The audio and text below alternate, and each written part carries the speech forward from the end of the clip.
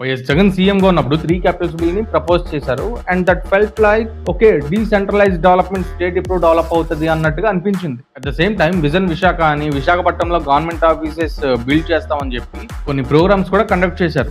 అంటే ఇప్పుడు మావిగన్ ప్రకటించగానే vision విశాఖని Visakhapatnam beach లో కలిపేసినట్టేనా? విజన్ విశాఖ నమ్మిన వాళ్ళు, విశాఖపట్నంలో వైసీపీకి ఓట్లు వేసిన వాళ్ళు వీళ్ళందరూ ఫూల్స్ అయినట్టేనా? వైజాగ్ లో వైసీపీ గెలవలేదని కామెంట్ చేయకండి, ఓట్స్ వేశారు కదా. అంటే స్టేట్ ఎలక్షన్ లో ఓడిపోయినప్పుడు గెలిచినప్పుడు ప్రతి గెలుపుకి ప్రతి ఓటమికి స్టేట్ సీఎం గా ఉండే వ్యక్తి ఒక్కొక్క ఎలక్షన్ రిజల్ట్ కి ఒక్కొక్క సిటీని స్టేట్ క్యాపిటల్ అంటున్నారంటే స్టేట్ రూలింగ్ మీద ఎంత సీరియస్నెస్ గా ఉన్నట్టు. సీఎం చంద్రబాబు అమరావతి ప్రకటించగానే బ్లైండ్ గా అమరావతి బిల్డ్ చేస్తాను, బ్లైండ్ గా పొలాలు తీసుకుంటా అనలా.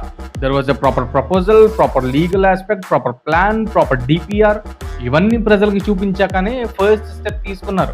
విజన్ విశాఖ డిపిఆర్ ఏంది? సో వైఎస్ జగన్ చేసిన ప్రపోజల్స్ ప్రకారం విజన్ విశాఖ డిపిఆర్ ఎక్కడ ఉంది, 3 క్యాపిటల్స్ డిపిఆర్ ఎక్కడ ఉంది, మావిగన్ డిపిఆర్ ఎక్కడ ఉంది, ఏ విధంగా బిల్డ్ చేస్తారు? అంటే ఒక సీఎం ఇది రాజధాని అయిపోద్దంటే దాని వాల్యూ పెరిగిపోతుందా? ఇది ఇప్పుడు రాజధాని కాదంటే దాని వాల్యూ తగ్గిపోతుందా?